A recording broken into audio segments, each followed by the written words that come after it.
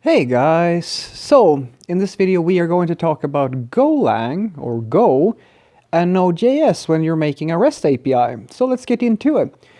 So a subscriber of mine, or a viewer at least, reached out and asked the question, when would I choose one over the other for REST APIs? And I think that's an excellent question. You see, the thing that I consider when I use Go versus Node.js is it basically just boils down to two main things. And that is whether or not I need what Go is offering as opposed to what Node.js is offering. Now, I know that's a little bit fuzzy, but let me walk you through it. So the benefits of using something like Node.js is that it's all JavaScript, and depending on your viewpoint, that's a good thing and a bad thing. We'll touch on exactly why that is in just a moment.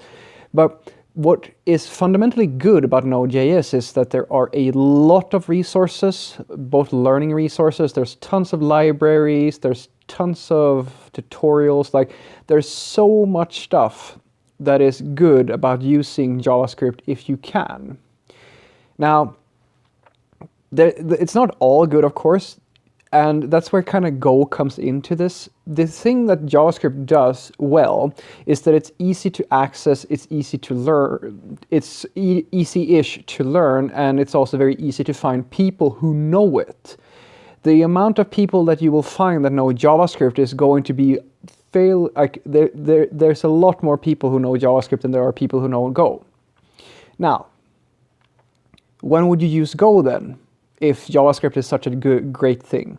Well, the thing is that Go really shines when it comes to REST APIs if you're looking for performance and types.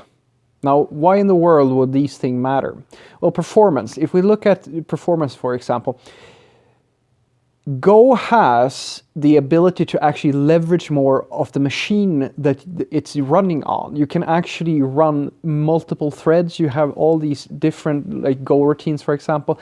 It can actually squeeze more out of each container, because I'm assuming that you're running things in a container, than what Node will be able to do. Now you can do certain things with, you can create multiple thread workers and so forth in Go, but in Node.js, but in general you don't, and that's where Go really comes in and kind of comes into its own. Go is really great for a small service that needs performance. And a REST API, it kind of depends, of course, on the size of the REST API as well. But for the most part, it's a really great choice for that sort of work.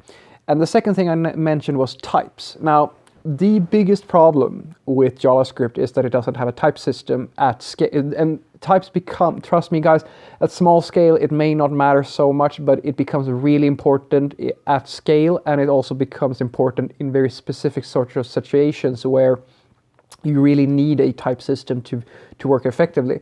I'll give you a great example. Never ever, if you can avoid it, create any type of application that uses JavaScript if you have to do money calculations with a lot of rounding and stuff of that nature, because it simply is not good at that sort of work. If you are simply taking in data, saving it to a database and sending it back to somebody, then Node is perfect.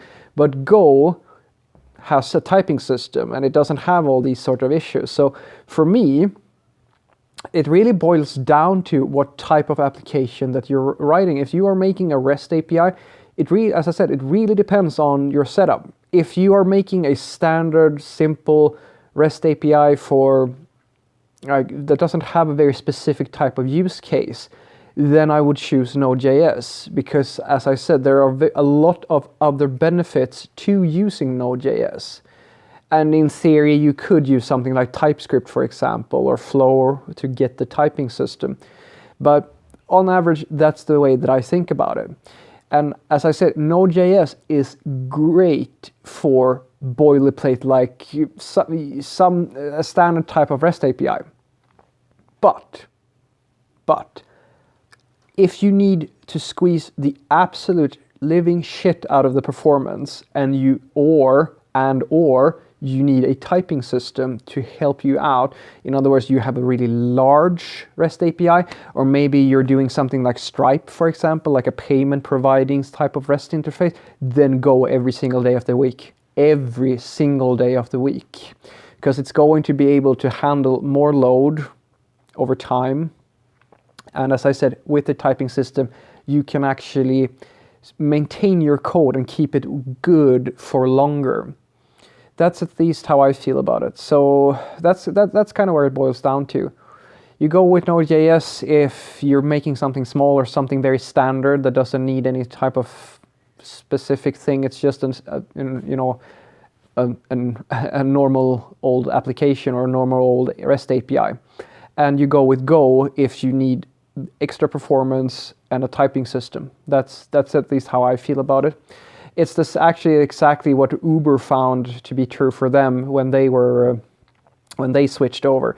They have a lot of Node.js microservices in their ecosystem, and one of them were specifically under a lot of stress because it was needed in order to make a lot of other services work. So it was like bombarded by tons and tons and tons of requests every second. So they rewrote that in Go in order to improve the overall performance, because they realized that they could actually squeeze more out of the hardware that the container was running on by simply leveraging Go.